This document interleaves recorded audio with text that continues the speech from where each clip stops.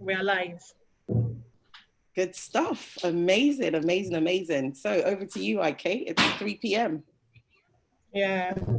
Okay, people. Thank you, guys. Welcome to a new week on the Health and Safety Knowledge Sharing Series. Thank you, guys, so much for joining us every week. We are truly, truly grateful. Thank you for taking out time to, share and, of course, join in discussions. We've received a lot of positive feedback. So thank you for taking time to actually write those emails to us. We appreciate them, and we look forward to more emails from you. So, of course, before we head into today, we'll go over our group rules, our agreements, just so that we are sure that we are, in the same place, okay? So, of course, we all stay mute. So, and that's really just to keep us organized and to keep the whole session very, very seamless. And then we have the chat option. We also have the Q&A option. So of course, with the chat option, please use it to send comments, use it to send your thoughts or feedback, anything you want to share, any addition you want to add. And then the Q&A section is strictly for questions and answers, yeah? And of course, when we get to the Q&A section where we're answering questions, we will take them only from the Q&A. So it's very important for us to, follow this little rule, and it's really just to keep us organized. And of course, we will go over your comments. We will share your comments and your thoughts, of course, with everyone. So of course, please keep them coming. And of course, we do not share personal details in the chat or in the Q&A section, and that's really just to protect us, information security. We don't want our information, our phone numbers to get in the wrong hands. So please do not share information in your personal information in the comment section. And of course, this is a safe space. We want you to feel comfortable. We want you to feel safe. But please be careful what you share. Feel free to comment, share, and all that. But of course, we only share what we're happy to share as humans. Yeah. So let's stick with that. So thank you very much. And of course, I'll hand over to Fumi. Thank you. Thank you very much, IK. You did a fantastic job. And of course, welcome to everyone who is joining us for the 5th week. And of course, if you are also a new or first timer, you are welcome to Fumi and IK Knowledge Sharing Platform. Today is going to be amazing. It is super packed.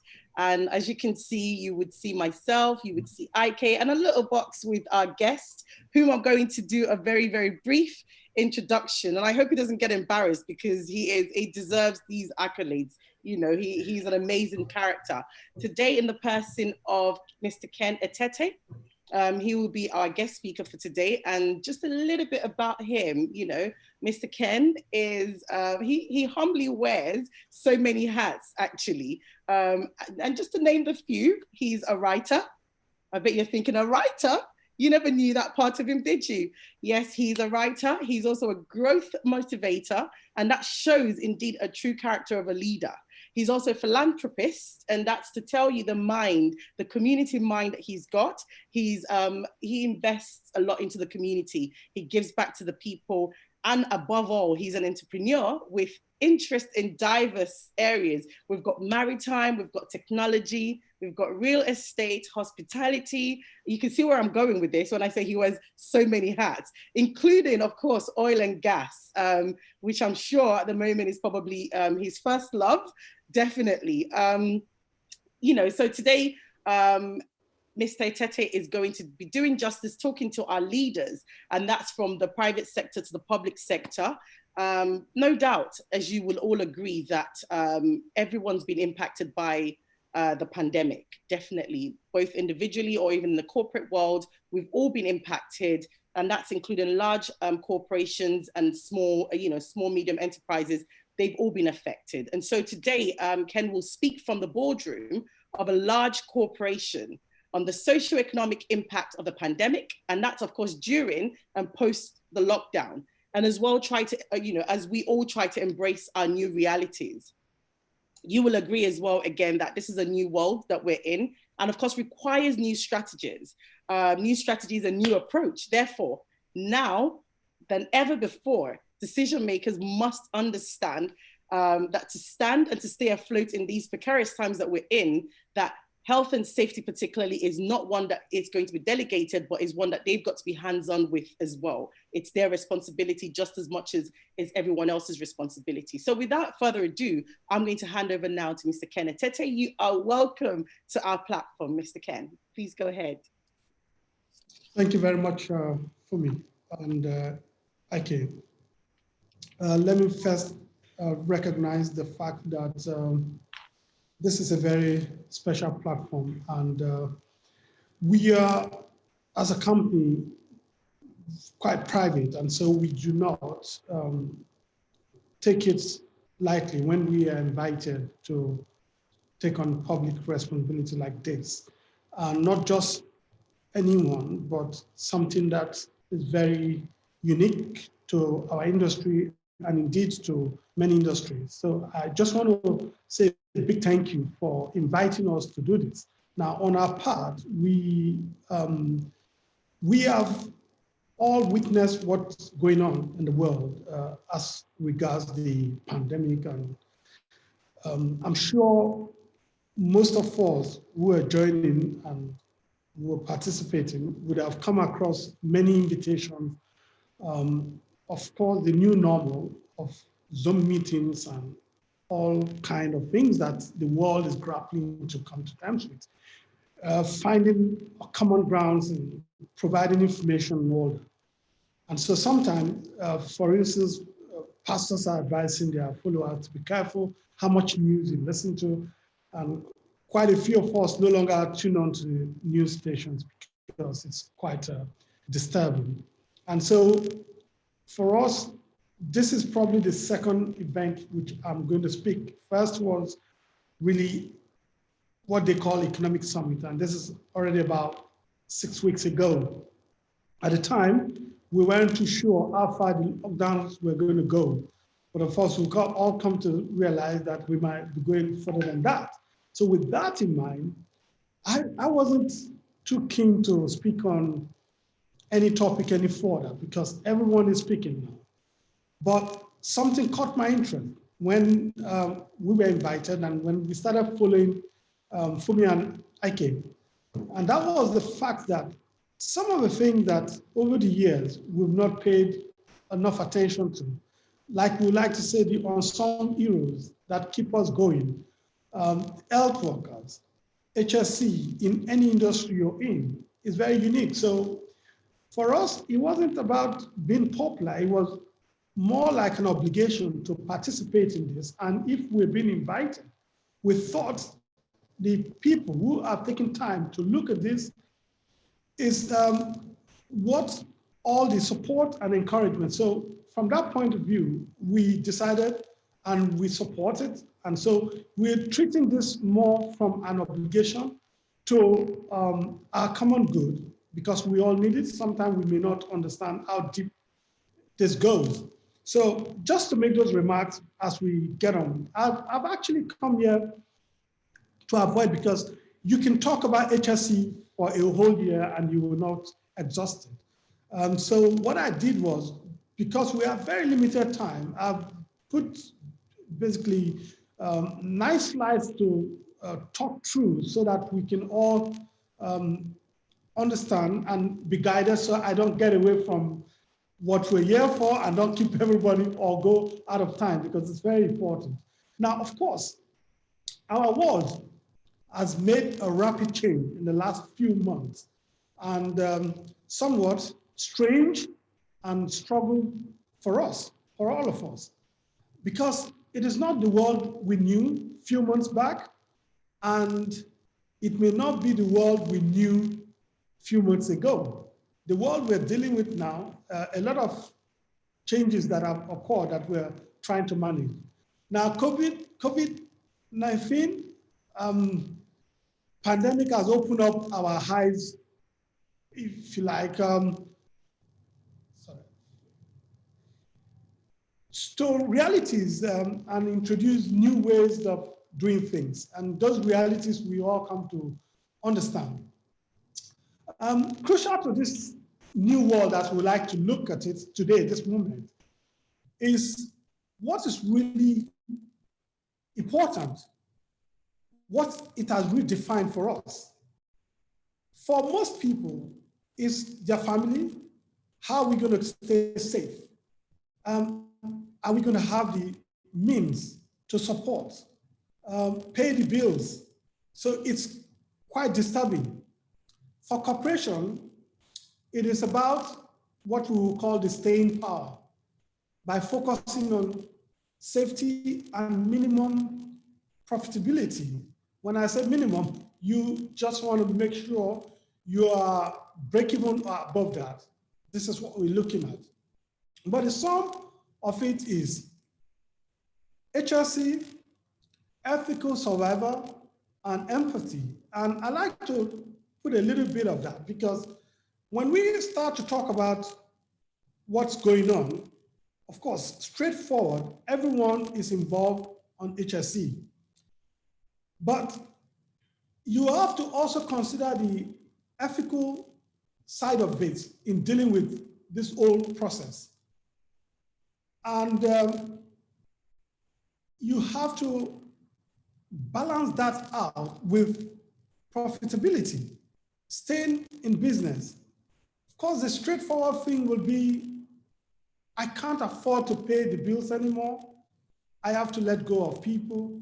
And so if you do not apply a reasonable level of empathy, then we will all have major problems. So the sum total is really looking at HRC, applying ethical ways of dealing in this moment, and also having that empathy to survive. Now, there are, for this purpose, we've looked basically at the SMEs and large corporations.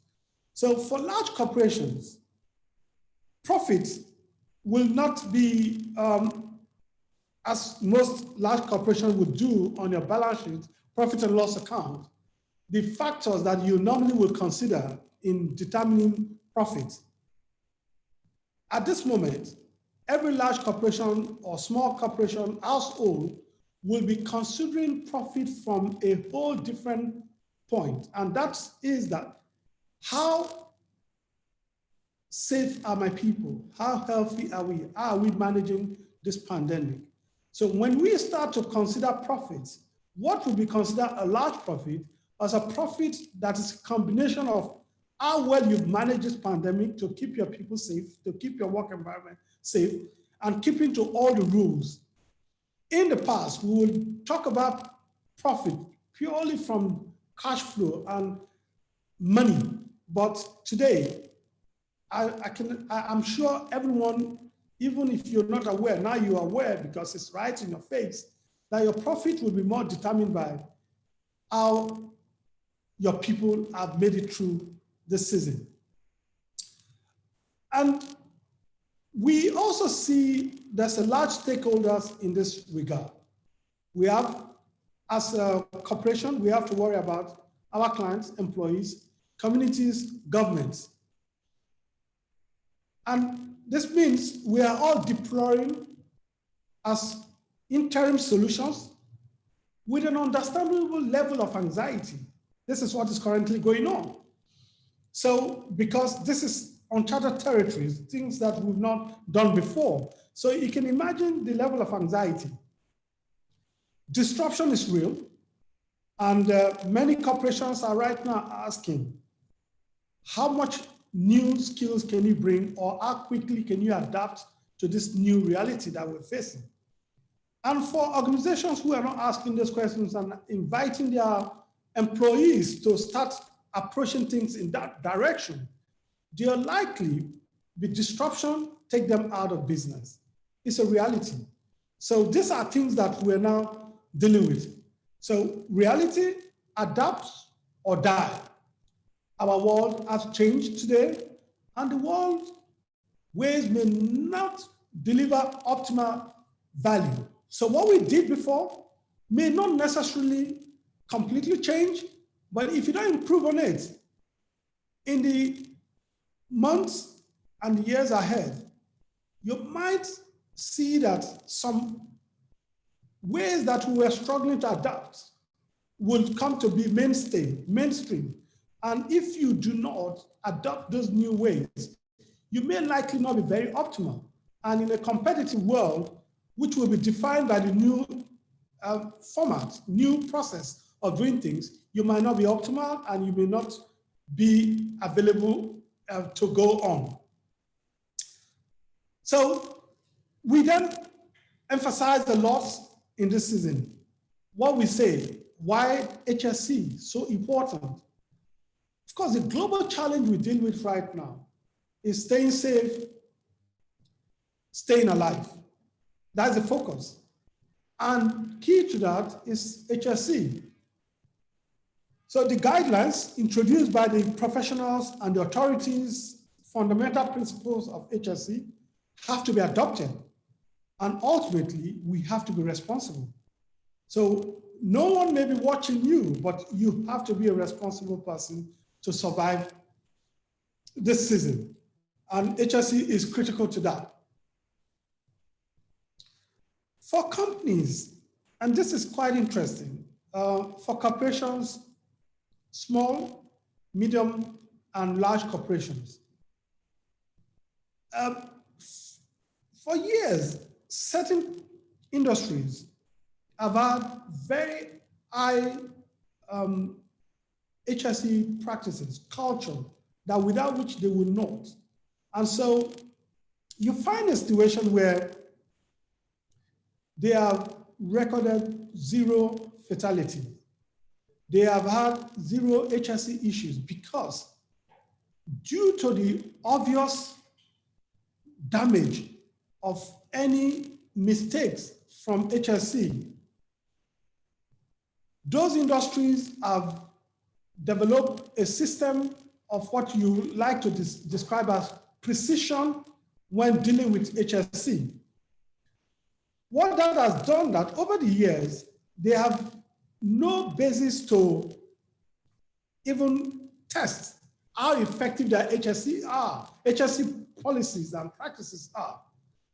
But in reality, what this has done for us is that people who didn't ordinarily take HSE very seriously have now been forced, been nudged to understand HSE. So in the past, the point I'm trying to stress here is we're coming from our industry, you're coming from mining, you're coming from medicals. HSE is the DNA for this industry. But for some other industries, it's almost like we have to comply because authorities, governments will like us to comply, without which we are not allowed to do business. But the chances that they miss out some crucial things is very high. But with this, everyone is meant to take on HSE, which is the practice you have. But even for those industries, the CEOs are now more aware, even though we have always preached that the CEO, the chief, the MDs, and the heads have to be the owners of HSE. Now it's even more. So moving forward, HSE will be the start and finish of any CEO. So these are the type of things we're going to be seeing in this period and ahead. Now, Fumi and Ike had invited us to participate on this to share what is crucial that we would like to bring to people's attention. We are dealing with the COVID-19 crisis across board in many industries, but we like to also bring some practical situation from a business point of view. From an operational point of view, we operate in an environment or industry that require that we have men going into facilities and areas where they are not meant to go in the morning and come back. Sometimes these locations are remote. And if they are remote, we have to basically put these men in those locations for a week, 2 weeks, and we do what we call crew change. Now, since the outbreak of the pandemic, the obvious challenge is people who are offshore and coming onshore are likely going to mix up with the larger population and not knowing who may likely be caught up with an infection. You will have to now do something different to ensure that crew changes people going back to locations where you have more people working are not exposed, and don't go back to those locations and get everyone exposed. The risk is the facility will be forced not to operate, and that means zero production, but costs will continue to run. In order to avoid this, as a company, we have to ensure that our clients, our businesses are protected, and our men are protected. So for starters, we have had to work with our employees, our crew members, to extend their stays while we dimension what is going on shore in the larger population, where the people who were not on location, on site, we have to now reprofile them to ensure that they are all not exposed, and even if they were exposed, they are not infected, so that when they go back to their locations, they do not spread it, so that we do not expose every other person and also put the infrastructure, the facility at risk. That whole process means that we have to change our ways of doing crew change. We have to take our men in to special facilities and keep them there for a number of days to ensure that they are fine, and then we fly them out, take them by road, wherever, to the location. And so this process means that the people on location before this process started are obviously caught up, and that's a huge psychological impact. They're separated from their loved ones, their families. But in this period, we've also seen our men have put on a new attitude, an attitude that we are now facing a war for which everyone has to be committed. And I have to say that the oil industry, the people, the men that are working in the oil industry have demonstrated an uncommon commitment to fight this, because as we all know, for countries like Nigeria that we are depending largely on oil revenue, if the men and women working in this industry have not adopted historical HSE policies, culture, and coming into this pandemic, the willingness of men, because it's not all about money anymore, it's also about commitment that if we do not do what we're doing, the country as a whole, the population that will suffer is a lot more than I. So people have stayed on location beyond normal time. And as government has put in these restrictions, we have to appeal to our workforce. We have to apply methods that will psychologically balance them. So longer duration on board facilities for offshore personnel, procurement of isolation centers for safer and seamless crew change, provision of mental health support options for personnel, paying the ultimate sacrifice to ensure that critical facilities and their relationship, operational things are all intact. So what are the facts? Of course, we've come into this crisis period with very credible profile.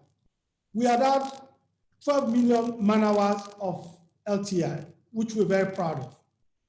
We are ISO certified, and just last year, we thought HSE can't be limited to industries that seems to be exposed, but we have to bring HSE to the public. We have to make more people understand that HSE indeed is a gold mine, because everything we do, the IHSE compliance increases your profitability and your losses are reduced. So we held a HSE summit conference, which will normally go to industry-specific clients or workforce, but we just said, let's open up and get more people to appreciate and come into HSE. We didn't realize, come 2020, we were going to have this situation where HSE will become the cornerstone for every industry. So what we see is that from that conference, we want more and more people to see the opportunities that HSE presents, instead of looking at HSE more like a punishment, a compliance, because I have to just get past this phase. HSE is actually the key to making your next money. So what we see post-lockdown, when this is all over, SMEs and large corporations will introduce a new opportunity, but we'll need to focus on HSE. That will be the smart money. And so that's for companies that have not been doing this.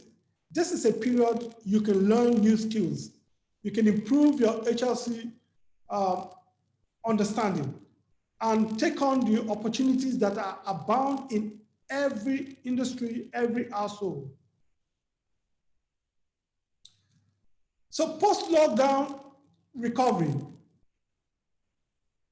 how are we going to recover? As we're still dimensioning and the situation is still not completely clear, we insist we have to promote HSE more than ever before at all levels, all times. Get trained and reinforce your skills. Embrace technology, reduce costs. This is obvious, we've all seen that. Government will be most likely modify policies based on current realities to promote the ease of doing business. For instance, HSE will drive frontier opportunities.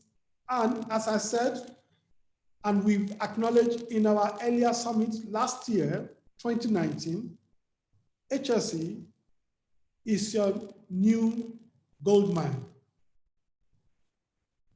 So with that, I would like to round up.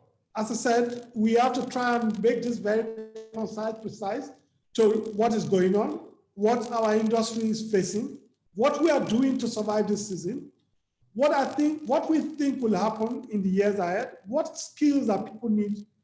In all of it, if people doubted that HSE is our DNA, HSE is the next billion-dollar business, well, the pandemic, I like to say, indeed, it's a crisis for us. But in this crisis, what good can we see? I would like to say HSE is one of the positive that is coming out of this, because it's bringing a whole new level of awareness for people and a new opportunity. And it does not require a huge amount of money for you to start, because every individual can become an HSE practitioner. Every individual can start that just by developing yourselves. Of course, there is the corporate end of it, but it all starts with the individual. And so I employ all of us to take a look at this very closely. So thank you, guys. I'm open to get your questions. Thank you so much, Mr. Etete. That was amazing presentation, I must say. I couldn't stop writing. I've been writing non-stop since you started. And I'm sure IK and everyone who has dialed into our session today would say the same thing. So we're going to move on to the Q&A session. But before we move on there, just to summarize for many who have just joined us as well on what Mr. Etete has touched on, is really speaking, like I said, he's spoken as a decision maker, and he's imploring all other decision makers as well as everyone else, you know, to do their bit. Every little bit helps in terms of, you know, when it comes to post-lockdown activities in the workplace. We all have to do our bit, especially when it comes to health and safety. And I like some of the things that you mentioned, you know, in your slide, just like somebody has commented on as well in the comment section. The sun of HSE rises and sets on the CEO or MD's table. That is such a very, very profound statement. And just to buttress that as well, and I will agree as a safety professional with that, with Olojo David, who said this is actually clause 5.1, you know, of the ISO 45001. It's amazing. So for everyone, whether you're an employee, mid-management, senior management, or even, you know, the most senior laborer of the organization, it's important that health and safety is all our responsibility, but ultimately understanding as a CEO or MD that you no longer at this point can delegate responsibility nor accountability, because accountability, responsibility, everything sort of lies with you. It was amazing. We've got people saying, awesome, Ken, wonderful listening in, beautiful presentation. It's amazing. You know, we've got one, the presentation was well executed. Thank you very much. Oh, wow, it's just been flooding. So much comments are coming in, and I bet you, because I'm not the only one who thinks that it's amazing. It's everyone's saying the same thing. Thanks, Mr. Etete, for this presentation, and particularly your commitment to HSC as a CEO. Honestly, you are an ambassador. You're an ambassador of everyone who sits in that capacity, in that office, and we celebrate you today. We appreciate you for coming out here to fly the flag, you know, so high. And I really hope all other executives can take a leaf, one or two from you as well. I mean, someone's saying it's a timely one. Thank you so much, Ken. Awesome CEO. So glad to be associated with you and your QHSC manager. It's absolutely amazing. So we'll try and pop into the Q&A section very quickly and take some questions from there. So we've got one from Falahan.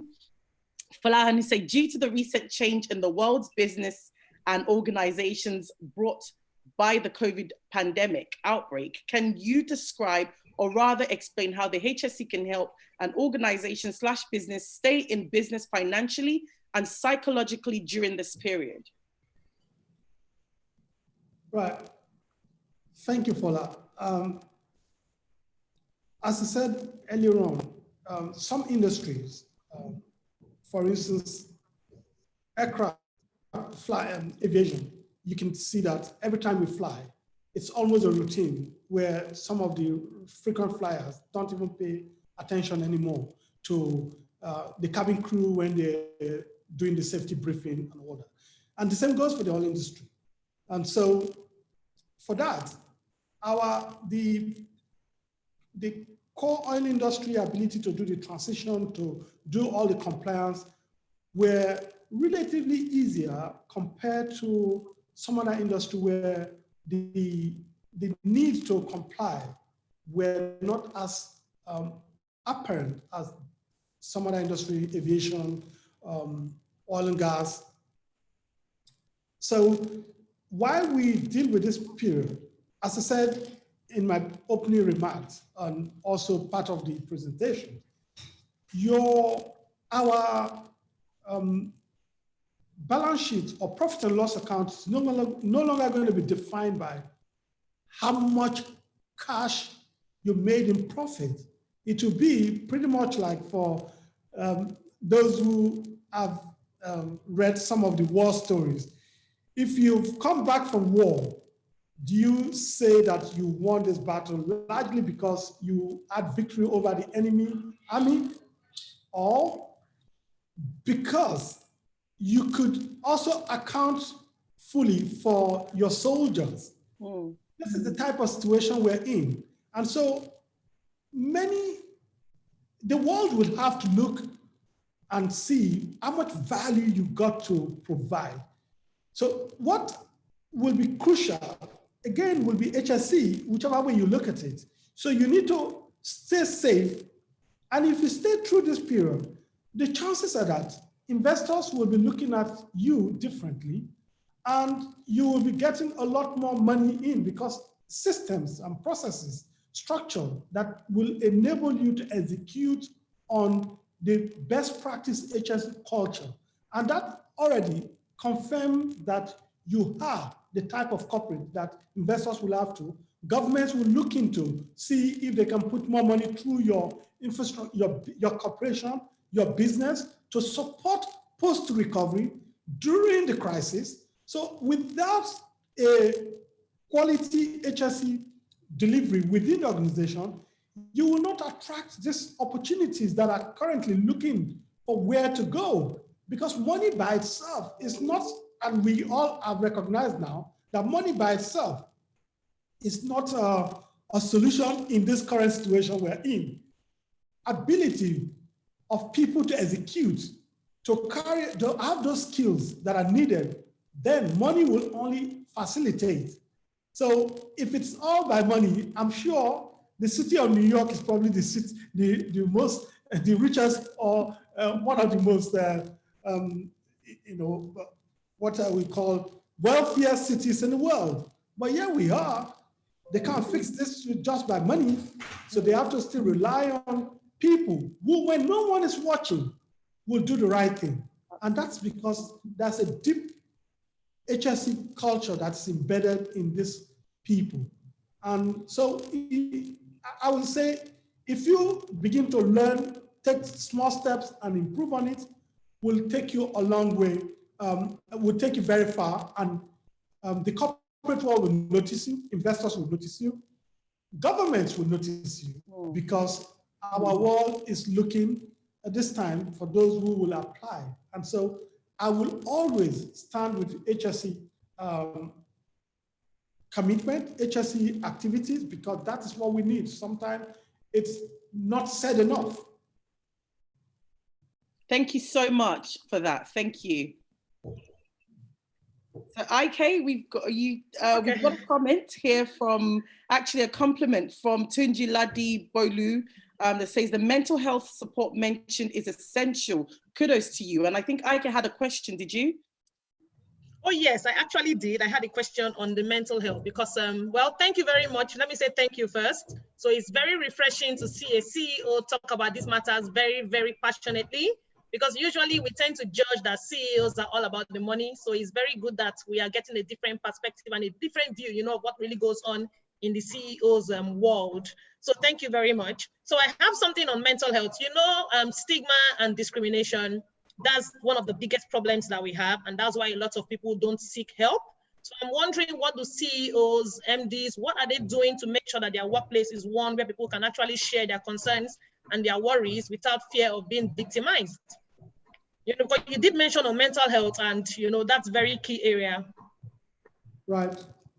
Well, I think for all those who are following the workplace situation, even before the coronavirus, we have introduced mental health therapies and also awareness campaign, where we've had the professionals that come in to deal with it and talk about it, and largely first to take away that stigmatization and make people feel free to come forward and discuss their concerns and their challenges.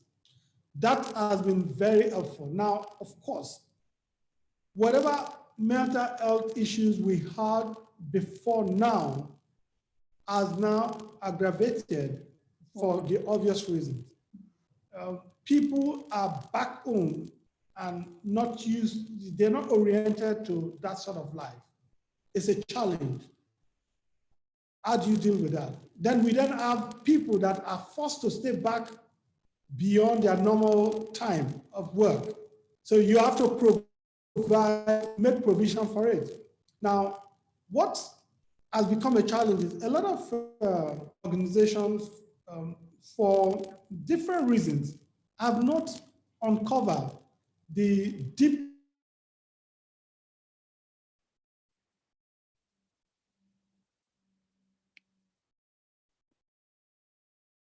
Okay, I think a lot of colleagues in those organizations are struggling.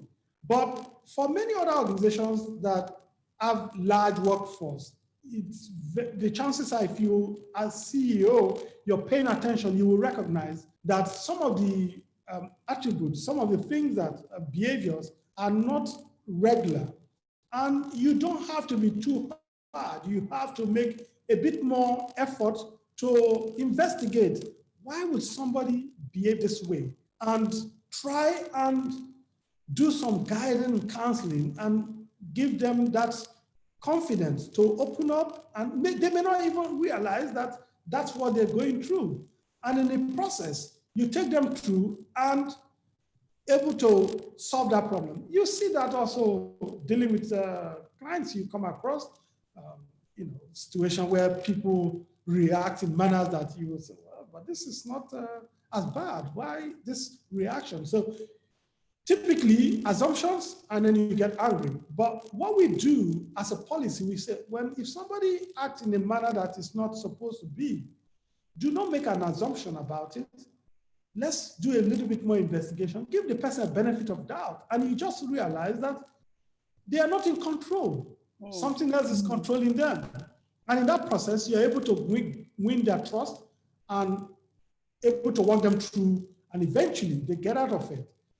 But it's not easy. It's a tough one. You need patience. You have to be honest about it. You can't, you won't be able to do it if your love for money is the driver for your business. So business profit is always very crucial. But like we always try to remind our people are our greatest asset. Because if you're building a business to outlive you, which should be the dream for anyone, then you have to put people, and then the people will put their heart into the business and build that corporation to the point where several other generations will come and they will create value to the community. That's the intent. Money will just be a little part of it, to be honest. Like our good friend from Alibaba would like to say, when it's $1 million is a money, 10 million, okay, you got a problem. When it's $100 million, it's no longer your money, and that's true. So if you are looking at things in that way, you recognize that when you come across this sort of problems, you have to take it because it's fundamental to part of why you are in business. Thank you so much for that. Thank you, Mr. Tete. I'm just reading the comments section as well whilst I'm keeping an eye on the Q&A. We have quite a lot of questions coming in, and we will do our best to try and get Mr. Tete to answer them. Again, you said something quite profound, and I think somebody just echoed that in the comment section. Do the right thing when no one is watching, and I think that should be our mantra. That should be one thing everybody leaves here today with, that irrespective of whether people are looking at me or not, particularly in the times that we're in, just do the right thing. If it's to wear the nose mask, do the right thing. If it's to wear your gloves, your PPE, whatever it is to protect yourself and the public during this time as well, do the right thing. There is a question that keeps getting popular in the Q&A box. It say, good presentation, sir. How can you advise business owners, CEOs, MDs in integrating HSC into their business? The starting point, involvement, and running of the program. Right. So, well, I think like we were reviewing this whole process, and we also like to see something good in the crisis. And one of our ministers in the early days, I think was the Minister of Works, Fashola, that said, we will not allow this crisis to pass us without making the most out of it. And I couldn't agree less with him. Every crisis, if you're honest and you don't close your mind, there's something good coming. Now, the CEOs in today's world will not need anyone to tell them. And if they're still waiting for someone to advise them to take HSC serious, then I think we have a real problem with those sort of CEOs. So one of the positives that have come out of the coronavirus is that we are all now compliant. If you're not able to read and write, you know what you have to do. So at CEO levels, the coronavirus has actually come to help us. It's nudged everyone to action. And now, of course, for those who don't have, I will advise that HSC is actually huge business opportunity. So if they are so focused on making money, then I want to advise them, they can make a lot of money by being HSC compliant, actually more money than not being compliant. Like I said, when you look at a Rolls-Royce car and a Volkswagen, you can see the man driving a Rolls-Royce car is always very conscious. And the design of the Rolls-Royce is always designed for the best HSC compliance. So you have to even if you're not driving in a Rolls-Royce car, make an assumption that you are in a Rolls-Royce car and apply all the precautions and the safety and comfort that you would have had in a Rolls-Royce car. And indeed, a lot of people driving a Volkswagen, they pay the maximum attention and safety to that Volkswagen.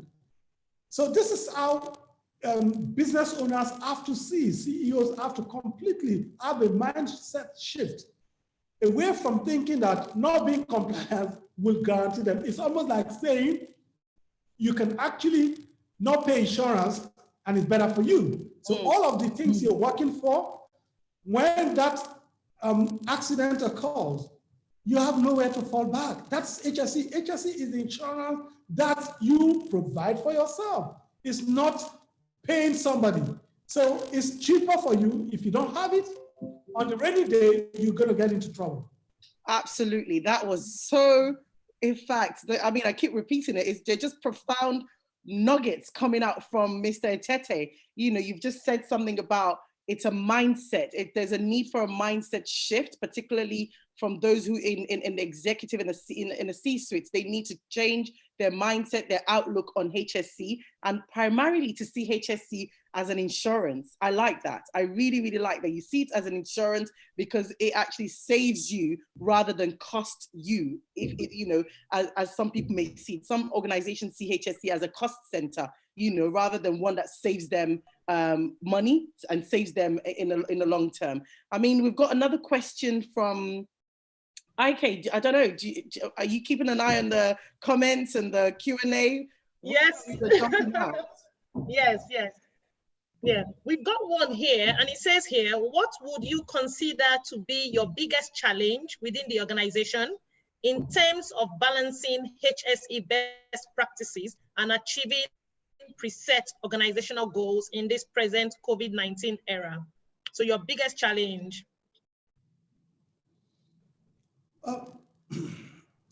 Well, my biggest challenge remains the unknown. We're still dimensioning the whole coronavirus impact and making sure that our men they're complying with all that will keep them safe. But considering the fact that it's not just your action. So we've had drivers taking our men who have come on shore to test centers to see them tested and make sure they are not exposed or they are not infected so that they can get on a flight or something like that. So those are circumstances that are not completely under our control.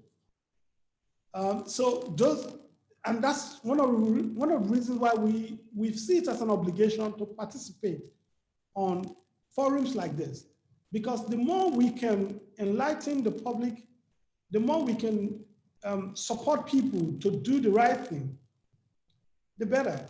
And so when we look at the communities around us, we see the same thing because they are economically limited to go the full of the old social distancing and all that. So now, if there's a spread in a cluster not far from you, then you are exposed. So for that reason, in the early stages of this crisis, when the lockdown started, we thought, look, let us support vulnerable members of society. Even doing that poses a great risk to our men, but we have to do it to see that we reduce the pressure they face to come out and start looking for what to eat and all that. And a lot of corporates went out to do that. That's a challenge. It's no longer about your bottom line. As I said earlier on, your bottom line will be determined by how you counted your men after the season. They're all in good health. There are no one, by the grace of God, everybody survived this pandemic. Absolutely. How refreshing. I think this is up your street, you know, it's regarding oil and gas. I just thought to, you know, you might be excited about this question. It says, thank you, Mr. Kenetete. What would be the place of, no, that's not the question. Sorry about that. Good afternoon. With the COVID-19 crash in crude oil prices, coupled with the complications of offshore oil and gas production, coupled with pressure from renewable and cleaner energy sources, do you think this is the start of a slow demise of hydrocarbon industry? If not, what markers make you feel optimistic? Okay, so yeah, this is part of the anxiety that is in the marketplace. Now we have probably multiple voices in the marketplace. So when you see the markets in the way the markets are going, you have to do a bit of a deep dive. There are different interests, and also when you see the analysis of the market, it's also driven by. And I love analysts because they do a great job. But we also have some analysts that are very deliberate. They might be representing an interest group.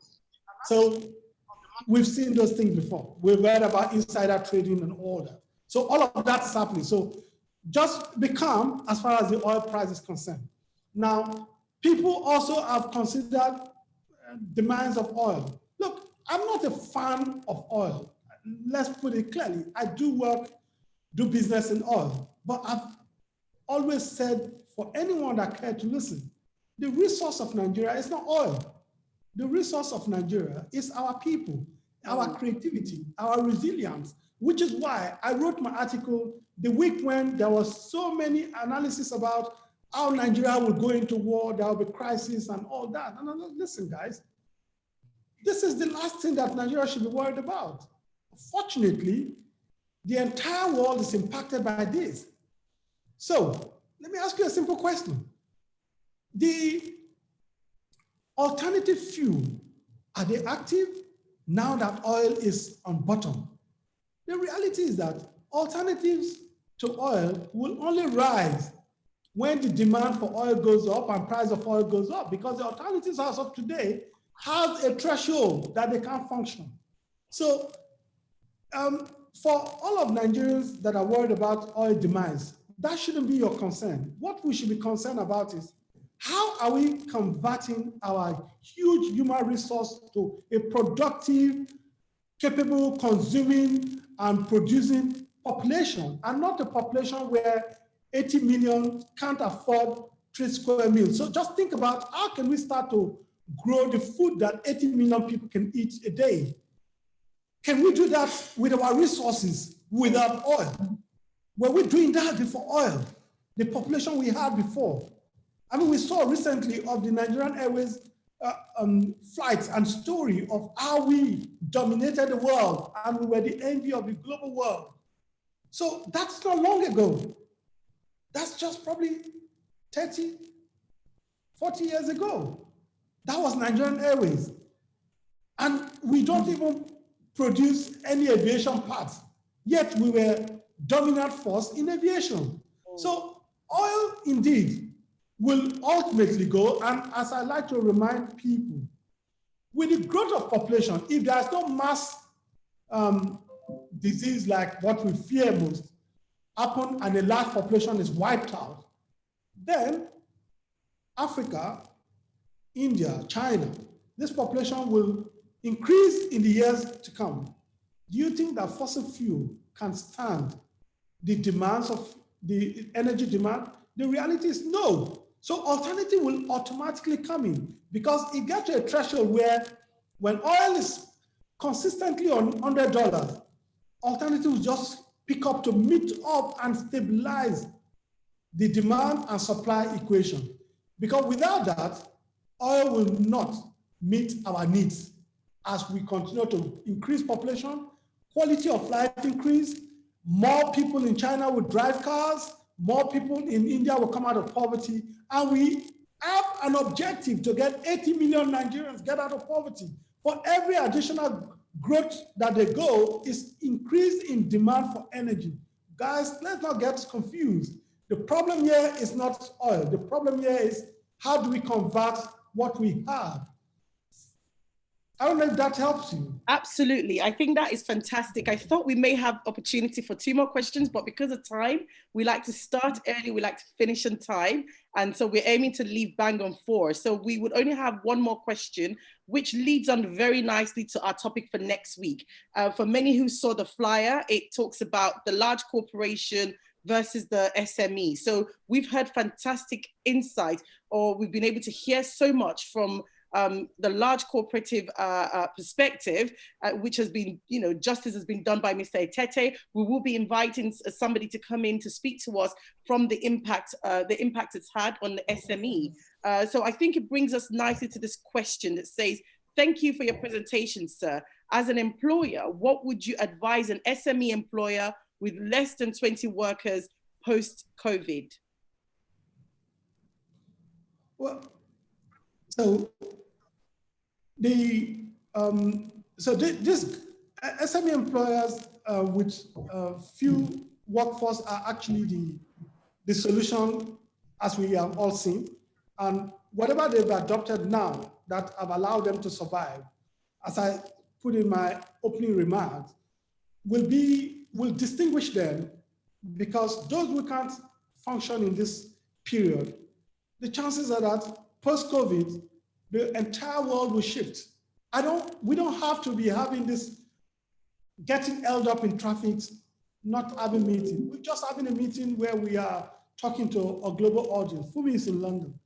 I'm hanging out here in Lekki, and Ike is, so, but before now, this is what we all know. So for a small and medium scale enterprise, I would say just improve on what you're doing right now and take it on and build on it post-COVID.